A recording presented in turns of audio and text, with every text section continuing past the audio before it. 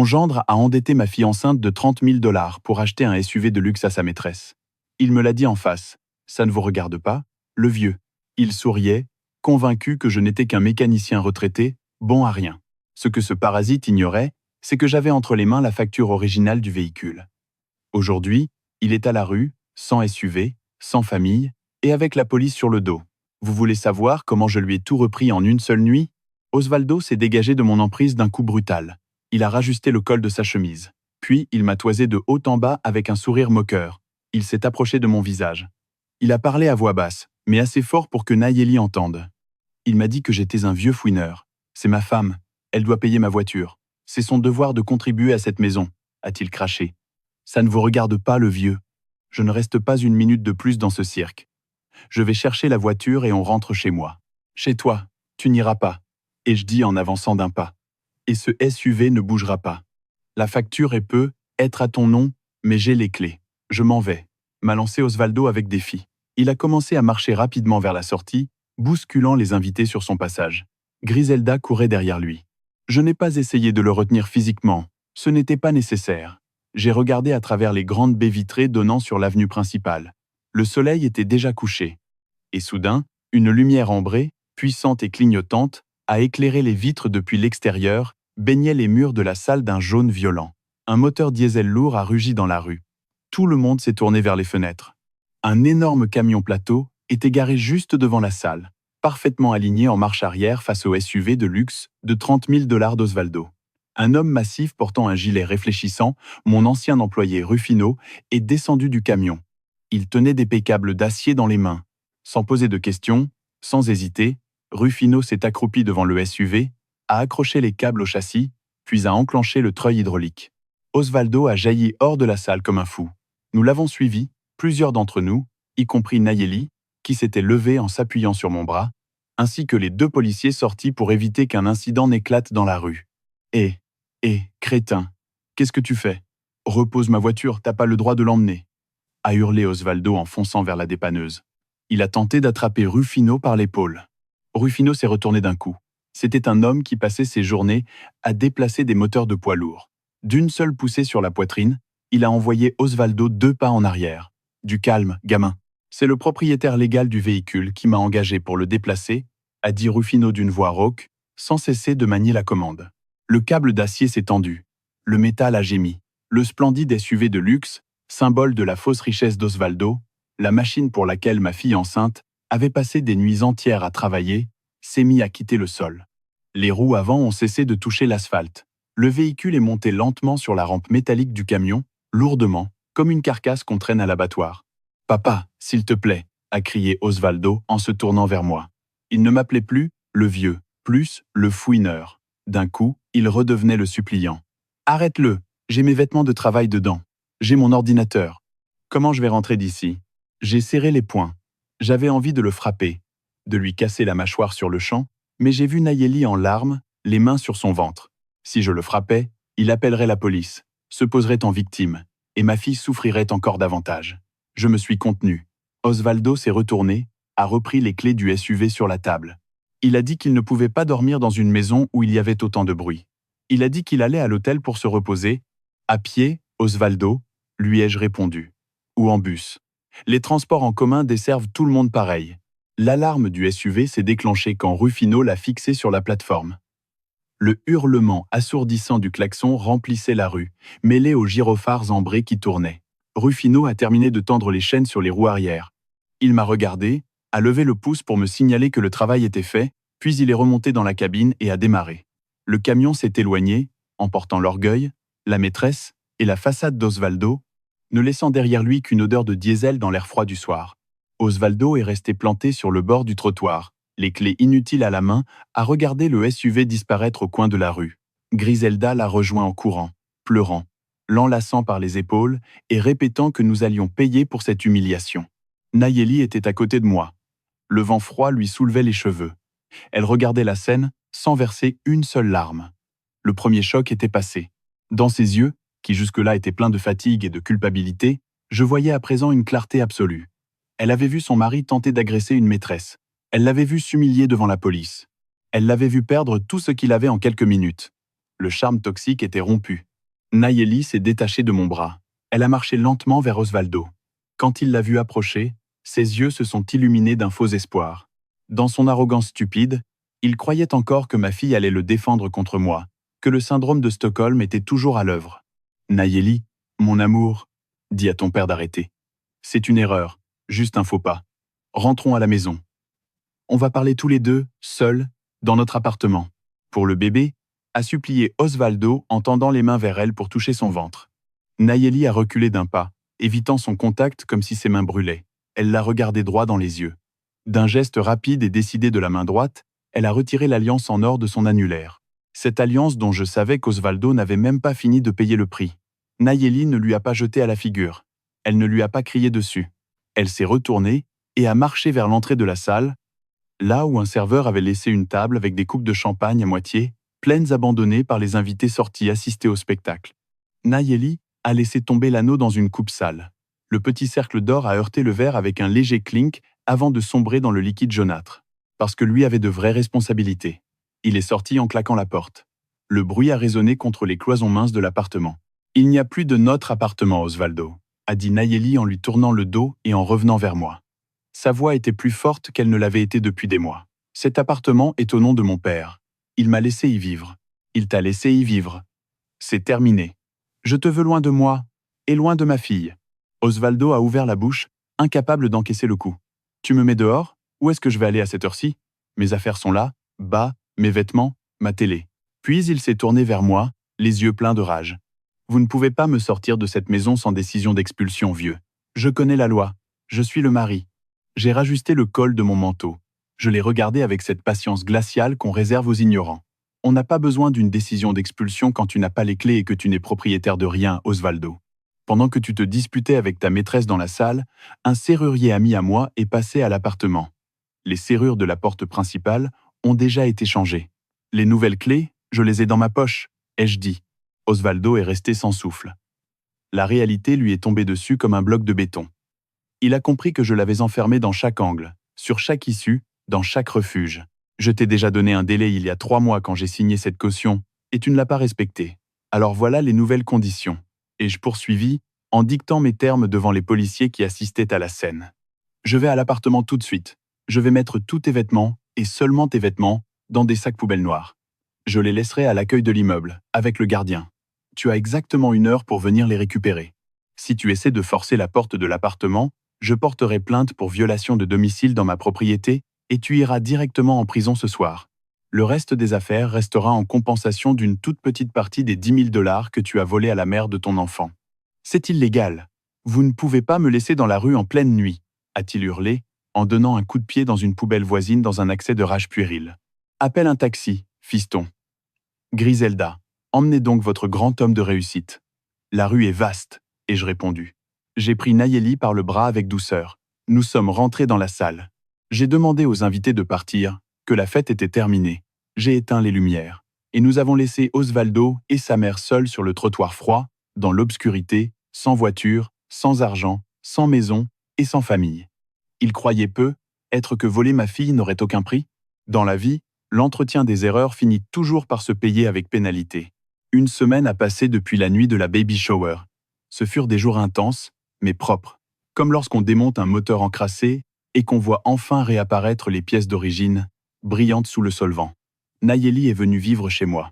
Son ancienne chambre d'adolescente est redevenue son refuge. Elle a recommencé à dormir 8 heures par nuit. Elle a quitté son travail de nuit. La couleur est revenue sur ses joues.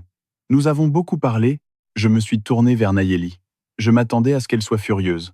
Je pensais qu'elle allait prendre ses affaires et partir avec moi. Mais non. Elle a essuyé ses larmes du revers de la manche. Elle m'a regardé et s'est mise à le défendre. Elle m'a dit qu'il subissait beaucoup de pression, que la mensualité du SUV le stressait, que je n'aurais pas dû le provoquer. Elle m'a dit que c'était sa faute à elle parce qu'elle n'avait pas repassé la chemise. Elle a pleuré tout ce qu'elle avait à pleurer pour extraire ce poison de son système et nous avons lancé la procédure de divorce avec Lisandro. Le vendredi de cette semaine-là, un orage s'est abattu sur la ville. Une pluie glaciale, de celle qui vous empêche de voir à 5 mètres.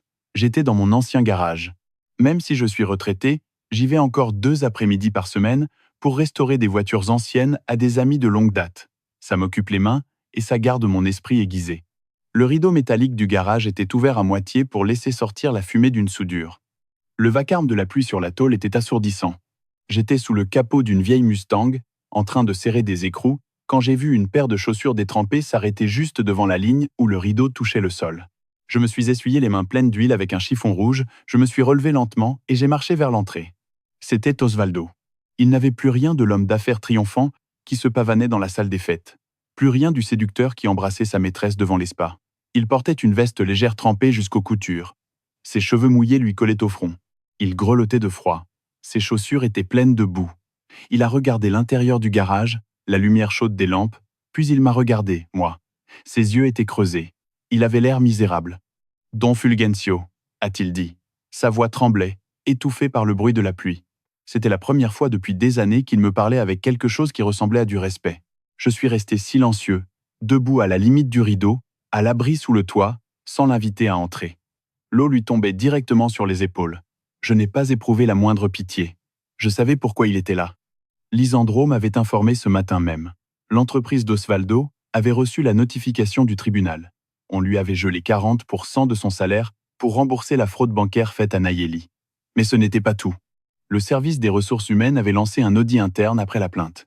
Ils avaient découvert qu'Osvaldo avait aussi falsifié certaines notes de frais pour se faire rembourser des repas avec Mireia. Il l'avait licencié sans indemnité. Sa mère l'avait chassé de chez elle au bout de 3 jours, parce qu'il n'apportait pas un centime et passait ses journées affalées sur le canapé. Sa maîtresse, évidemment, l'avait bloqué de partout le jour même où il avait perdu le SUV. Osvaldo avait touché le fond. L'entendre parler ainsi m'a brisé de l'intérieur. C'était de la manipulation à l'état pur. Il l'avait convaincue qu'elle était responsable de sa propre misère. « Qu'est-ce que tu veux, Osvaldo ?»« Je travaille. » ai-je dit en tordant le chiffon dans mes mains. Il a fait un demi-pas en avant, essayant de se mettre à l'abri sous l'auvent. J'ai levé la main pour l'arrêter. « Je t'entends très bien d'où tu es, » lui ai-je ordonné. Il s'est immobilisé sous la pluie. « Don Fulgencio, s'il vous plaît, je n'ai nulle part où aller, » a-t-il supplié. Les gouttes coulaient sur son visage, mêlées à ce qui ressemblait à des larmes. J'ai perdu mon travail. Ma mère ne veut plus de moi chez elle. Je n'ai pas un centime pour payer une chambre. J'ai dormi dans un distributeur automatique cette nuit. Je vous en supplie, laissez-moi parler à Nayeli. Je sais que j'ai eu tort. J'ai été stupide. Je me suis laissé aveugler par les apparences. Mais c'est ma femme, c'est la mère de ma fille. Je vous promets que je vais changer. Laissez-moi vous prouver que je peux devenir un homme bien. J'ai besoin de ma famille. Je l'ai fixé droit dans les yeux. Son numéro aurait mérité un prix, mais je connaissais parfaitement la mécanique de sa manipulation. J'ai écouté ses mots, analysé son ton. Il n'y avait aucun remords d'avoir exploité une femme enceinte. Aucun regret d'avoir volé 10 000 $. Seulement du désespoir parce que le distributeur automatique s'était tari. Il pleurait parce qu'il était sous la pluie, pas parce que ma fille lui manquait. « Osvaldo, tu te souviens d'il y a un mois ?» lui ai-je demandé, la voix basse mais tranchante. Il était 2 heures du matin. Il faisait froid. Ma fille était assise depuis 14 heures devant un ordinateur, les jambes gonflées à cause de la grossesse, à encaisser les insultes de clients au téléphone. Elle faisait ça pour payer une voiture que toi, tu utilisais pour emmener une autre femme dans des hôtels de luxe. Tu as eu pitié d'elle ce soir-là? Tu as pleuré pour ta famille à ce moment-là? Osvaldo a baissé la tête. J'ai été un imbécile. J'étais malade. S'il vous plaît, donnez-moi une chance de réparer. Les pièces rouillées? Ça ne se répare pas, Osvaldo. Ça casse le moteur. Ça te vide ton huile et ça te laisse au bord de la route. Et je dis en avançant encore d'un pas pour qu'il m'entende au-dessus de l'orage. Nayeli ne veut pas te voir. Si tu t'approches à moins de 100 mètres de chez moi ou d'elle, j'appelle la police et je te fais embarquer pour violation de l'ordonnance d'éloignement que le juge a signée hier. Tu ne cherches pas le pardon de ta femme. Tu cherches juste un toit que tu n'as plus les moyens de payer. Ne viens pas mendier là où tu as déjà craché. Je suis allé à la cuisine pour lui chercher un verre d'eau. J'ai ouvert le réfrigérateur. Il était vide. Il n'y avait qu'une demi-bouteille de lait, un citron sec et de l'eau. J'ai ouvert les placards. Un paquet de pâtes. Rien d'autre. J'ai baissé les yeux vers le sol. Les chaussures de Nayeli, celles qu'elle mettait pour aller à ses consultations médicales, avaient la semelle fendue et tenaient avec du ruban adhésif. « C'est ma fille qui va naître. J'ai des droits », a-t-il crié, la colère perçant de nouveau sous son masque de victime. « Tu as des dettes, c'est différent », l'ai-je corrigé aussitôt. « Et quand la petite naîtra, le juge prélèvera la pension correspondante sur n'importe quel salaire misérable que tu réussiras à obtenir. Tu vas passer les 20 prochaines années à payer ce que tu as détruit. Maintenant, dégage de mon garage. Je vais mourir de froid dans la rue. Espèce de vieux salopard, m'a-t-il lancé. les poings serrés. Je me suis approché de la chaîne du rideau métallique. Le froid t'apprendra à travailler. C'est la dernière chose que je lui ai dite. J'ai tiré la chaîne d'un coup sec. Le lourd rideau métallique a commencé à descendre dans un vacarme assourdissant de ferrailles frottées. Osvaldo est resté là, sous la pluie battante, à crier des insultes que l'eau et le métal ont étouffées. Le rideau a touché le sol et j'ai passé le cadenas. Le garage est retombé dans son silence chaud, avec cette odeur d'huile et de travail honnête. Dehors, l'orage lavait le trottoir, emportant les derniers restes de la saleté qui avait infecté notre famille. 3 mois ont passé depuis cette nuit d'orage. Le ciel s'est enfin dégagé. Aujourd'hui, c'est une journée de printemps baignée de soleil. Je suis dans le jardin derrière ma maison, en train de travailler sur un établi de menuiserie que j'ai installé sous le vieux chêne. L'odeur de sciure et de vernis frais emplit l'air. Je ne répare pas un moteur. Je construis quelque chose de neuf. Je ponce les barreaux latéraux d'un berceau en pin, en m'assurant qu'il n'y ait pas la moindre écharde, que tout soit doux, parfait.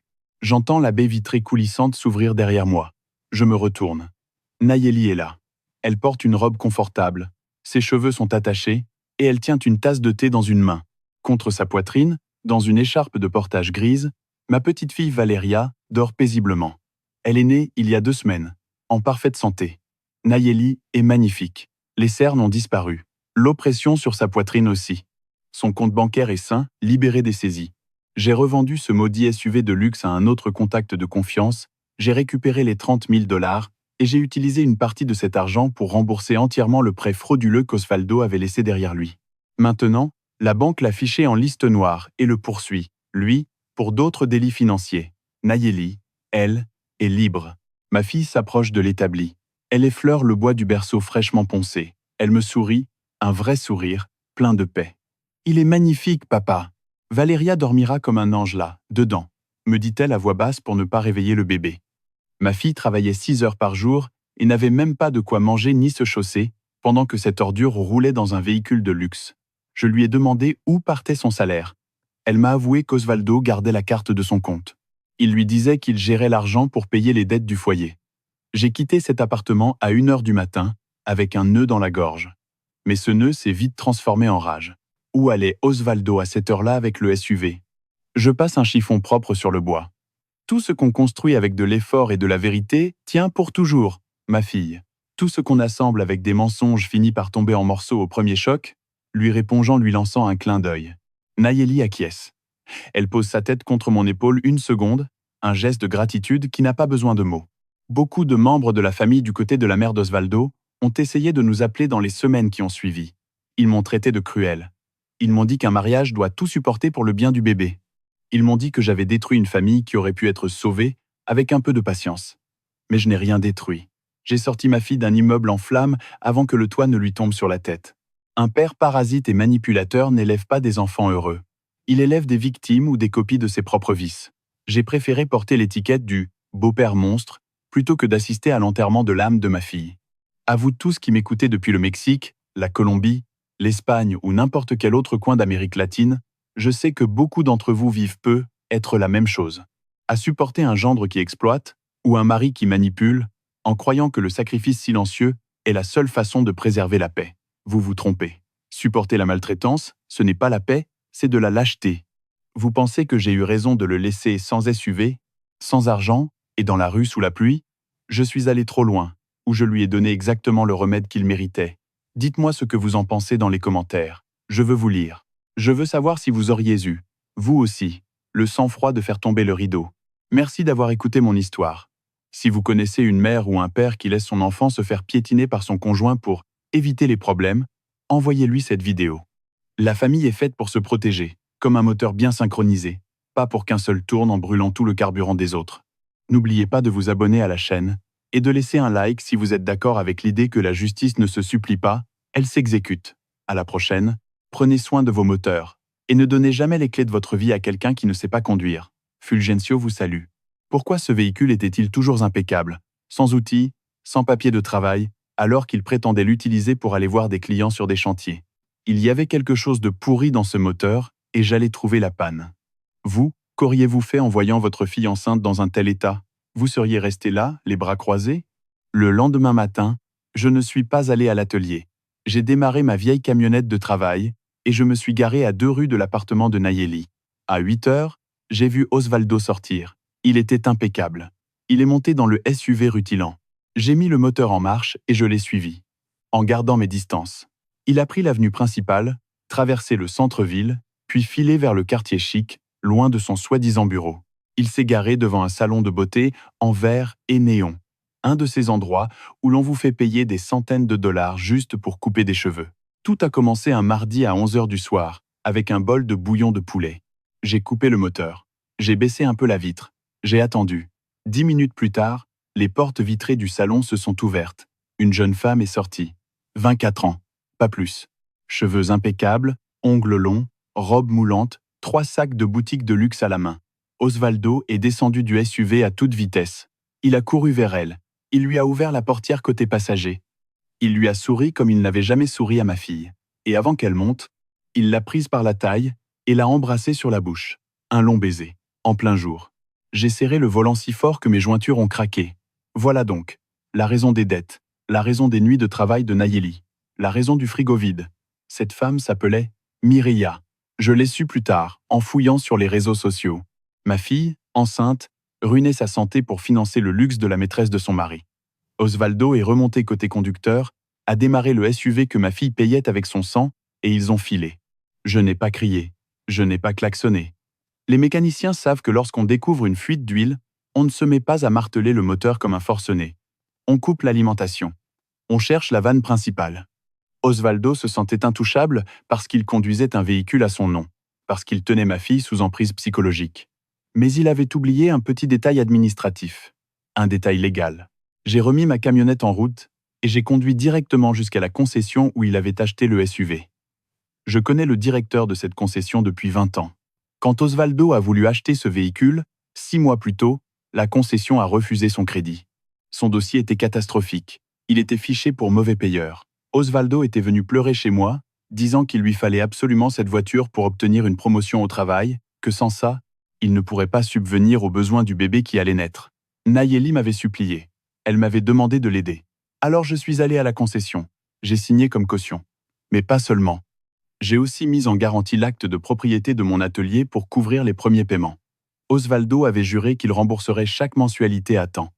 Je suis arrivé à la concession. Je suis allé droit au bureau du directeur, mon vieil ami Roberto. Je me suis assis en face de lui et je lui ai demandé d'ouvrir le dossier de crédit d'Osvaldo. Roberto a consulté son ordinateur. Son visage a changé. Il m'a regardé avec inquiétude. Il m'a dit qu'Osvaldo n'avait pas payé les 3 dernières mensualités, que le système était sur le point d'émettre une procédure de saisie. La saisie tomberait directement sur ma fille, parce qu'elle était mariée sous le régime de la communauté et que son salaire était lié au compte et sur mon atelier à moi. Cette ordure ne se contentait pas de voler l'argent gagné par Nayeli pendant ses nuits de travail. Il le dépensait pour sa maîtresse et laissait la dette s'accumuler pour que la banque nous écrase, nous. Roberto m'a demandé si je voulais qu'il lance la récupération du véhicule. J'y ai réfléchi quelques secondes. Si la banque reprenait le SUV, elle le revendrait aux enchères pour une bouchée de pain, et le reste de la dette continuerait d'écraser Nayeli. J'ai secoué la tête. Je lui ai demandé quel était le solde total pour solder le crédit comptant, à l'instant même. Roberto a tapé sur son clavier. 30 000 dollars, pénalité comprise. J'ai sorti mon téléphone, j'ai ouvert mon application bancaire. C'était l'argent de ma retraite. Les économies de 40 ans passées à réparer des freins, remplacer des boîtes de vitesse, respirer la poussière et la graisse. Tout mon fonds de secours. J'ai viré les 30 000 dollars sur le compte de la concession. Roberto m'a regardé, sidéré. Il a imprimé les reçus. J'ai soldé le crédit. 0 dette envers la banque. J'ai poussé la porte de l'appartement de ma fille. Elle n'était pas verrouillée. Je suis entré doucement, le récipient en plastique encore chaud entre les mains. L'endroit était plongé dans le noir, éclairé seulement par la lueur d'un écran d'ordinateur dans un coin du salon. J'ai marché vers la lumière. Nayeli, ma fille de 30 ans, dormait la tête sur le clavier. Son ventre de 7 mois cognait contre le bord du bureau. Elle portait un casque avec micro. Je lui ai demandé le document. Il est allé au coffre-fort. Il est revenu avec une grande enveloppe Kraft. À l'intérieur se trouvait la facture originale du SUV, le document qui prouve la pleine propriété du véhicule.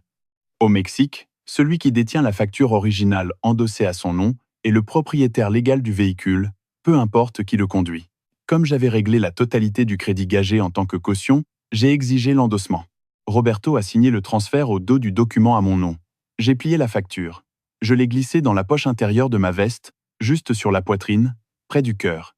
Je suis sorti de la concession, et le soleil de midi m'a frappé en plein visage. Je n'étais plus un vieil homme effrayé par les hurlements d'un gendre insolent. J'étais le propriétaire légal de la vie d'Osvaldo. Lui continuait de promener sa maîtresse, de dépenser dans des restaurants hors de prix, de se croire le roi du monde au volant d'un véhicule de luxe. Il ne savait pas qu'il conduisait une voiture prêtée et que le véritable propriétaire s'apprêtait à venir la récupérer. Il restait 48 heures avant la baby shower de Nayeli. Une fête imposée par la mère d'Osvaldo pour frimer devant ses amis. Cette fête allait devenir ma scène. Mon atelier de démolition. Vous est-il déjà arrivé de garder un secret si puissant qu'il vous brûle les mains? Moi, j'avais le feu dans la poche. Je ne suis pas allé voir Nayeli ce jour-là. Je suis allé voir Lisandro, un avocat de 65 ans, ancien client de mon atelier. Je suis entré dans son cabinet avec la facture à la main. Je lui ai tout raconté, la maîtresse, les mensualités impayées, le compte vidé de Nayeli, le deuxième travail, en pleine nuit. Lisandro a tout noté. Il m'a demandé le numéro de sécurité sociale d'Osvaldo et les informations de Nayeli. Puis il m'a dit d'attendre. Il s'est mis à croiser les données dans ses bases juridiques et financières. 1 heure plus tard, Lisandro a relevé les yeux. Il avait les sourcils froncés. Il m'a dit que la situation était pire que ce que j'imaginais. Il a imprimé un rapport et me l'a jeté sur le bureau. Osvaldo ne se contentait pas de ne pas payer le SUV. 1 mois plus tôt, en utilisant l'accès au compte bancaire de Nayeli et sa signature numérique, il avait contracté un prêt personnel de 10 000 $ au nom de ma fille. 10 000 $ que la banque avait versé sur le compte de Nayeli et qu'Osvaldo avait aussitôt transféré sur un compte au nom de Mireia. Il s'en était servi pour acheter des billets d'avion pour l'Europe et payer des hôtels. Ma fille était enceinte, elle mangeait des restes, travaillait de nuit, traînait des chaussures cassées, avec 40 000 $ de dettes à son nom, pour qu'Osvaldo et Mireia puissent partir en vacances. Lisandro m'a regardé. Il m'a demandé si je voulais aller au pénal pour fraude et usurpation d'identité. Je lui ai répondu, oui, que je voulais qu'il prépare tout, qu'il rédige la plainte, qu'il demande au juge la saisie conservatoire du salaire d'Osvaldo et une ordonnance d'éloignement. Lisandro m'a averti que cela allait détruire le mariage de ma fille.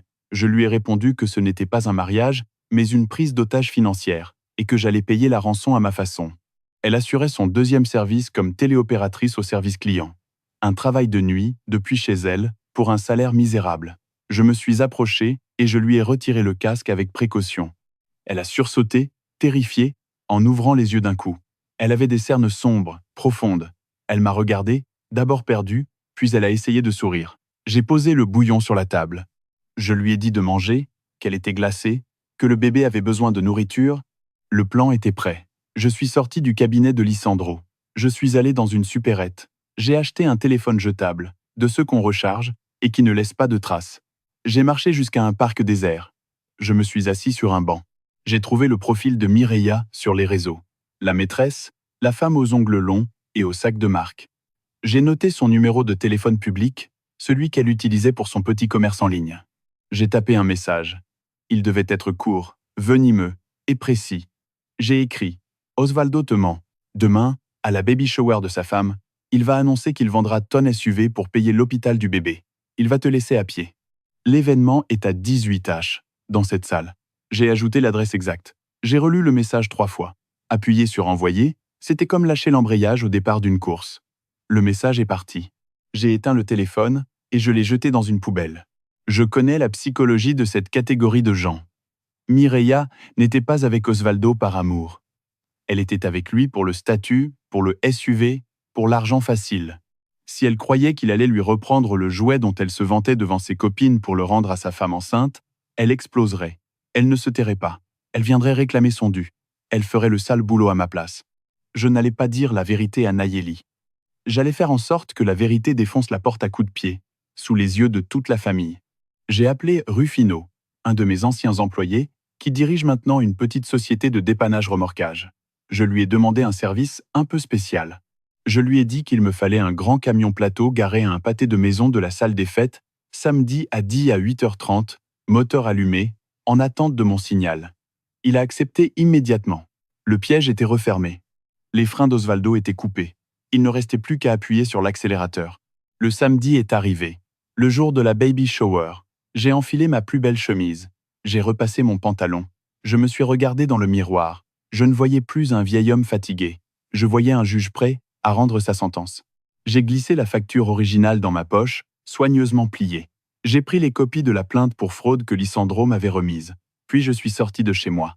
J'ai conduit lentement jusqu'à la salle des fêtes. En arrivant, j'ai vu le SUV de luxe garé juste devant l'entrée principale, bloquant le passage piéton, comme si son propriétaire était le maire de la ville. Brillant, pneus propres, peinture impeccable. Osvaldo l'avait fait laver pour frimer. J'ai souri. Je suis entré dans la salle. Il y avait des ballons, des tables décorées, des cadeaux. Nayeli était assise au centre, épuisée, le sourire forcé pour les tantes et les voisines. À l'autre bout, Osvaldo tenait une coupe à la main, riait fort avec ses cousins, parlait d'affaires imaginaires. Sa mère, Griselda, circulait entre les tables en vantant les prétendus succès de son fils. Je me suis assis au fond de la salle. J'ai demandé un verre d'eau. J'ai attendu. J'ai regardé l'horloge murale. Il restait 10 minutes avant l'explosion. Vous croyez qu'Osvaldo allait s'en tirer comme ça? Les mensonges ont des pneus très fins, et la route de la vérité est semée de clous. À votre avis, qu'est-ce qui s'est passé quand la porte de la salle s'est ouverte? L'horloge au mur indiquait 10 à 8h15. La salle était décorée de ballons pastels, de tables couvertes de nappes blanches, et un énorme gâteau à 3 étages trônait au milieu. Tout cela, c'est Nayeli qui l'avait payé. Osvaldo n'avait pas déboursé un seul billet. Griselda, sa mère, avait exigé un endroit élégant pour ne pas avoir honte devant ses amis. Je me suis assis à une table un peu à l'écart, près de la sortie. Je ne voulais parler à personne. Pas de stress. Elle a attrapé la cuillère d'une main tremblante. Elle m'a dit qu'il lui restait encore 2 heures avant d'atteindre son quota d'appel. Je lui ai demandé où était Osvaldo. Elle a baissé les yeux. Elle a dit qu'il était encore au bureau, en train de conclure une affaire importante. Et à cet instant précis, la porte d'entrée s'est ouverte avec fracas. Je n'avais qu'un verre d'eau gazeuse à la main et la facture originale du SUV qui me brûlait dans la poche intérieure de ma veste. Griselda se promenait dans la salle dans une robe brillante. Elle parlait très fort pour que tout le monde l'entende. Elle s'approchait des tantes et des voisins pour fanfaronner. Elle disait que son fils venait de conclure une affaire internationale, qu'il allait bientôt devenir directeur dans son entreprise. Regardez le SUV de luxe que mon fils s'est acheté à la sueur de son front, paradait-elle en montrant par la fenêtre le véhicule qui bloquait l'entrée. Osvaldo se tenait près du buffet des boissons. Il avait une coupe de champagne à la main. Il riait aux éclats avec 2 de ses cousins en racontant des blagues douteuses. Il portait une montre neuve, encore une dépense payée avec le sang de ma fille. J'ai regardé Nayeli. Elle était assise sur le fauteuil principal, entourée de cadeaux. Elle avait le teint pâle. Son ventre de 7 mois pesait lourd. Ses yeux étaient rouges, fatigués d'avoir travaillé jusqu'à 3 heures du matin la veille. Au lieu de l'aider ou de rester à ses côtés, Griselda s'est approchée d'elle et l'a réprimandée en public. Elle lui a dit, avec cette fausse sollicitude dont usent les manipulateurs, « Oh, Nayeli, tu as l'air épuisée. Tu devrais faire un effort sur toi-même. Mon fils est un homme qui réussit. Il a besoin d'une épouse à sa hauteur, pas de quelqu'un qui a l'air malade en permanence. » Nayeli a baissé la tête. Elle ne s'est pas défendue. Elle a murmuré des excuses et a remis une mèche derrière son oreille. Mon sang bouillait. J'avais envie de me lever et de traîner Griselda dehors par le bras, mais je me suis retenu. Le moteur n'était pas encore prêt à exploser. Il fallait attendre la panne principale. 18h30. J'ai fait tourner les glaçons dans mon verre. Dehors, la lumière du jour commençait à tomber. La musique passait à volume modéré. Osvaldo a demandé l'attention de tout le monde. Il a frappé sa coupe avec une fourchette. « Famille, amis », a-t-il commencé avec sa voix de présentateur de télévision. « Je veux vous remercier d'être venus. Aujourd'hui, nous célébrons mon futur fils. Mais je veux aussi profiter de ce moment pour célébrer l'abondance. Dans cette maison, rien ne manque grâce à mes efforts quotidiens. » Nayeli n'a aucun souci à se faire, parce qu'elle a un vrai homme à ses côtés. Le cynisme de ses paroles m'a frappé comme un coup physique. Il parlait d'efforts quotidiens alors que sa femme payait les dettes. Il parlait d'abondance alors que leur réfrigérateur était vide. Les invités ont applaudi. Griselda a laissé couler une larme de fierté aussi fausse que le reste. Osvaldo a souri, toutes dents dehors, persuadé d'être le maître de l'univers. 18h45. Le message anonyme que j'avais envoyé devait déjà avoir produit son effet. J'ai tourné les yeux vers la porte vitrée de la salle. Quelqu'un arrivait à grands pas sur le trottoir. J'ai entendu des talons frapper le sol avec fureur. Puis, soudain, la porte principale s'est ouverte avec une telle violence qu'elle a cogné contre le mur. Le choc a couvert la musique et les conversations. Tous les invités se sont tus net. Les têtes se sont tournées. Sur le seuil se tenait Mireia. Elle portait la même robe moulante que le matin où je l'avais vue, mais son visage était déformé par la colère. Ses yeux étaient injectés de sang. Elle respirait fort, les poings serrés. Dans une main, elle tenait son téléphone allumé. Osvaldo est entré. Il a buté contre le tapis de l'entrée. Il n'était pas habillé comme quelqu'un qui sort du bureau. Il portait une chemise ouverte, un jean moulant, et il empestait l'eau de Cologne bon marché mélangée à l'alcool. Il a jeté des clés sur la table de la salle à manger. Les clés du SUV de luxe, celui à 30 000 $. Il m'a lancé un regard de côté, sans même dire bonsoir. Puis il a marché tout droit vers Nayeli. Il ne lui a pas demandé comment elle allait. Nayeli a froncé les sourcils. Elle s'est levée lentement de sa chaise en prenant appui sur la table des cadeaux. « Qui êtes-vous ? Je crois que vous vous êtes trompé de salle, » a dit ma fille d'une voix tremblante. Mireia n'a même pas regardé Nayeli. Ses yeux ont fouillé la salle jusqu'à trouver Osvaldo. Il était près de la table des boissons. Son sourire de gagnant a disparu en une fraction de seconde. Sa coupe de champagne lui a glissé des doigts et s'est brisée sur le sol. Le verre éclaté a fracassé le silence. Le visage d'Osvaldo est passé du blanc au gris cendre. Il s'est mis à trembler. Il a reculé d'un pas jusqu'à heurter le mur. « Espèce de sale menteur, Osvaldo !» a hurlé Mireia de toute sa force. Sa voix aiguë a traversé la salle comme une lame électrique. Elle a foncé vers lui en évitant les tables. « Dis-le-moi en face. Dis-moi que tu vas vendre Monsuve pour cette famille de ratés. » Les invités sont restés pétrifiés. Griselda a laissé tomber une assiette de gâteau. Nayeli m'a regardé, cherchant de l'aide, complètement perdu. Osvaldo a réagi par pur instinct de survie. Il a couru vers Mireia, essayant de la saisir par les bras pour la faire sortir. « T'es folle. Tais-toi. Tu t'es trompé de personne. Je ne sais même pas qui tu es. » a balbutié Osvaldo en la poussant vers la sortie. Il transpirait à grosses gouttes. Mais Mireia n'était pas une femme qu'on faisait taire facilement. Elle s'est arrachée à lui d'un coup sec et lui a collé une gifle qui a claqué dans toute la salle. « Tu ne me feras pas taire, espèce de lâche !» a-t-elle crié. Elle a levé son téléphone pour que tout le monde le voie. « J'ai les messages, j'ai les photos de nos voyages à Cancun, j'ai les réservations d'hôtel pour l'Europe. Tu m'as promis que ce SUV était à moi, que cette femme n'était qu'un boulet, et que tu divorcerais dès que le bébé serait né. » Le chaos a éclaté. Les tantes ont commencé à murmurer, scandalisées. Griselda s'est jetée sur Mireia en lui criant « Espèce de traînée, respecte mon fils !» Mais le mal était fait. Les mots avaient été prononcés. J'ai regardé Nayeli. Elle était paralysée. Sa respiration s'accélérait. Elle a posé une main sur sa poitrine et l'autre sur son ventre. Ses jambes ont cédé et elle est retombée lourdement sur sa chaise. Le château de mensonges qu'Osvaldo avait construit autour d'elle pendant des années venait de s'écrouler devant toute la famille. « Des voyages ? Quel SUV à toi ?» a demandé Nayeli d'une voix presque inaudible. Elle a regardé Osvaldo. « Osvaldo, qu'est-ce que ça veut dire ? » « Je travaille en double service pour payer ce SUV. Tu m'as dit qu'on n'avait même pas l'argent pour l'hôpital. » Osvaldo a regardé sa femme, puis Mireia, puis sa mère.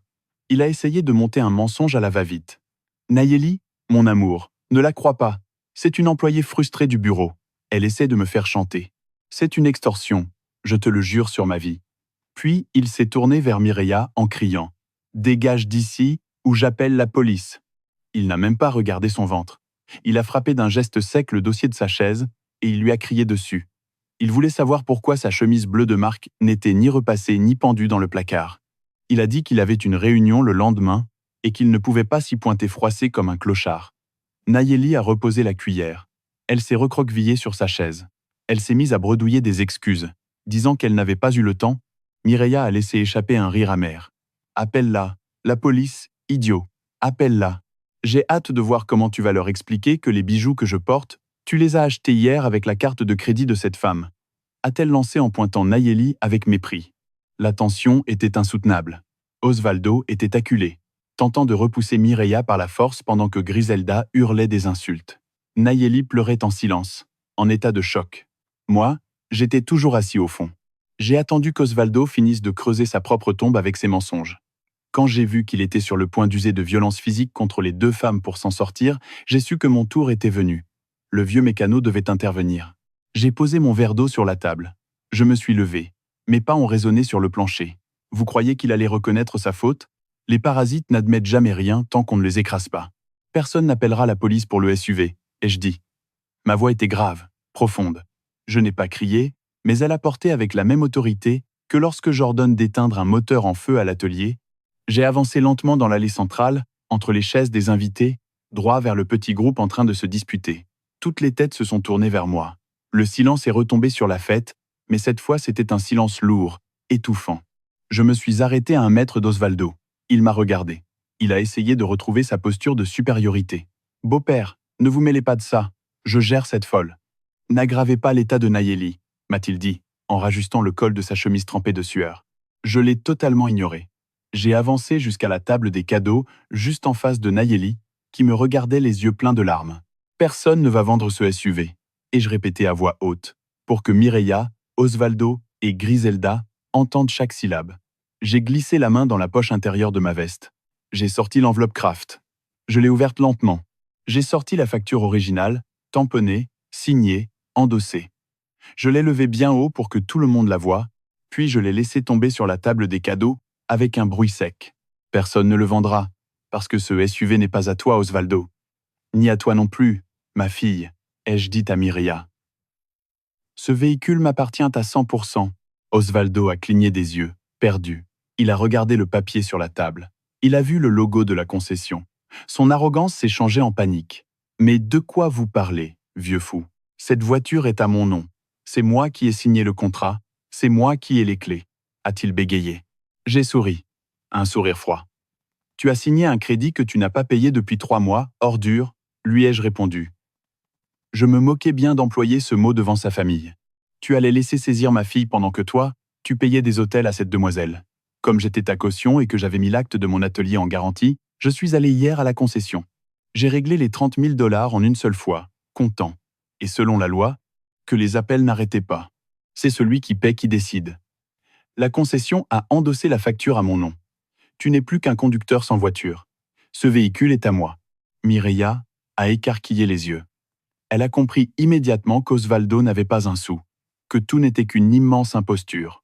Griselda, la mère qui l'avait toujours couvert, s'est avancée vers moi, rouge de colère. Vous n'avez pas le droit. Vous êtes un voleur. Vous volez à mon fils le fruit de son travail. Nayeli, défends ton mari, dit à ce vieux fouineur de s'en aller, a-t-elle hurlé. Je l'ai regardé de haut en bas. Votre fils ne travaille pas, madame. Votre fils est un parasite qui suce le sang de ma fille. J'ai glissé la main dans l'autre poche de ma veste. J'ai sorti la liasse de papier que Lisandro m'avait donnée. Les relevés bancaires, les preuves du prêt frauduleux, je les ai jetés sur la table, à côté de la facture du SUV. Je veux que tu regardes ça, Nayeli, ai-je dit à ma fille d'une voix douce, même si à l'intérieur, j'étais en train de brûler. Il y a 1 mois, ce lâche a utilisé ta signature numérique et ton application bancaire, pendant que tu travaillais la nuit, pour contracter un prêt personnel de 10 000 $ à ton nom. 10 000 $ dont c'est toi que la banque va poursuivre, intérêt compris. Tu sais où cet argent est parti? J'ai saisi une feuille et je l'ai levée. Virement bancaire direct vers le compte de Mireia. Billets d'avion pour l'Europe. Restaurant, bijoux. Tout ça, avec ton nom sur la dette. Nayeli a pris les papiers avec les mains tremblantes. Ses yeux ont parcouru les chiffres.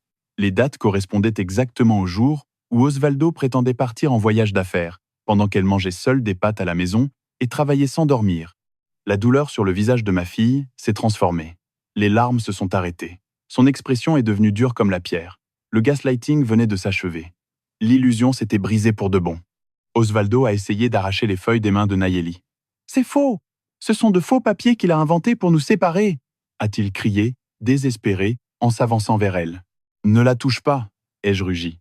Je l'ai attrapé par le col d'une seule main et je l'ai repoussé si violemment qu'il a trébuché sur une chaise et s'est retrouvé sur le dos par terre. Plusieurs invités ont poussé un cri de surprise. Osvaldo m'a regardé du sol, terrorisé. « Si tu poses encore un doigt sur elle, je te casse tous les os de la main, espèce de pourriture. » À cet instant, la porte principale de la salle s'est de nouveau ouverte. Lisandro est entré, mon avocat, un homme en costume gris impeccable, une mallette de cuir à la main. Derrière lui marchaient 2 policiers en uniforme, le visage fermé, les mains près de leur ceinturon. Quelqu'un avait coupé la musique. Le silence était sépulcral. On n'entendait plus que les bottes des policiers s'approcher du centre de la salle. Lisandro s'est arrêté à côté de moi. Il a regardé Osvaldo, étalé par terre. Puis il a sorti un document officiel, marqué des sceaux du tribunal. Je me suis levé aussitôt. Je me suis placé entre lui et ma fille. Mes mains sont couvertes de cornes après 40 ans passés à réparer des moteurs. Je l'ai saisi par le bras et je l'ai repoussé en arrière. Je lui ai demandé ce qui lui prenait. Je lui ai ordonné de baisser d'un ton. Je lui ai rappelé que Nayeli était enceinte, qu'elle travaillait au milieu de la nuit pour rembourser les 30 000 $ de dette qu'il avait contractées pour cette foutue bagnole. Osvaldo Ramirez a déclaré Lisandro d'une voix froide et professionnelle. J'interviens au nom de Madame Nayeli et de Monsieur Fulgencio. Je suis porteur d'un ordre de comparution et d'une plainte formelle déposée auprès du parquet pour fraude, usurpation d'identité et abus de confiance. J'ai également ici une décision judiciaire ordonnant une saisie conservatoire de votre salaire dans l'entreprise qui vous emploie, jusqu'au remboursement des 10 000 $ que vous avez obtenus frauduleusement au nom de votre épouse. Les policiers ont fait encore un pas vers Osvaldo. Le lâche était toujours au sol. Il a levé les mains, tremblant comme un chien trempé. Non, non, attendez. C'est juste un malentendu familial. On peut arranger ça. Je vais tout rembourser, a-t-il supplié. Il a regardé sa mère. Maman, dis-leur quelque chose. Griselda a essayé de s'approcher des policiers, mais l'un d'eux a levé la main pour l'arrêter. Madame, n'interférez pas avec une procédure légale, s'il vous plaît, a dit l'agent. Osvaldo s'est tourné vers Mireia. Mon amour, dis-leur que je t'ai donné cet argent pour une affaire. Dis-leur que ce n'était pas une fraude, a-t-il imploré sa maîtresse. Mireia l'a regardé avec un dégoût immense. L'illusion de l'homme riche s'était évaporée. Elle venait de comprendre qu'Osvaldo n'avait ni SUV, ni argent, et que son salaire allait être saisi. Ne m'appelle plus jamais de ta misérable vie, ratée, lui a-t-elle lancé en crachant les mots. Puis elle a tourné les talons, ses talons aiguilles ont de nouveau claqué sur le plancher, et elle a quitté la salle sans se retourner. Osvaldo est resté par terre, complètement seul, face à 2 policiers, un avocat implacable et un beau-père qui venait de démonter sa vie en 10 minutes. Mais ce n'était pas encore fini. Il croyait peu être qu'il allait repartir chez lui au volant de son SUV pour aller se cacher. La mécanique du karma est précise. Elle ne se trompe jamais. Osvaldo était toujours assis par terre au milieu de la salle. Sa respiration se cassait. Sa mère, Griselda, hurlait et pleurait, nous maudissant, disant que nous étions en train de ruiner la vie d'un homme bien. Les 2 policiers ont demandé à Osvaldo de se relever pour signer réception des notifications liées à la plainte pour fraude. Lisandro lui a tendu les documents et un stylo. La main d'Osvaldo tremblait tellement qu'il a à peine réussi à griffonner quelque chose sur le papier officiel. Il savait qu'avec cette signature, son employeur gèlerait son salaire dès le lendemain. « Vous avez obtenu ce que vous vouliez », a murmuré Osvaldo en se relevant et en époussetant son pantalon. Sa voix avait perdu toute arrogance. C'était le bruit d'un moteur en train de couler une bielle, sans huile, se détruisant de l'intérieur. Il m'a regardé avec haine. « Tu m'as ruiné, le vieux. T'es content? Maintenant je me casse d'ici. » Il a glissé la main dans sa poche et en a sorti les clés du SUV, avec la télécommande. « Maman, on s'en va. »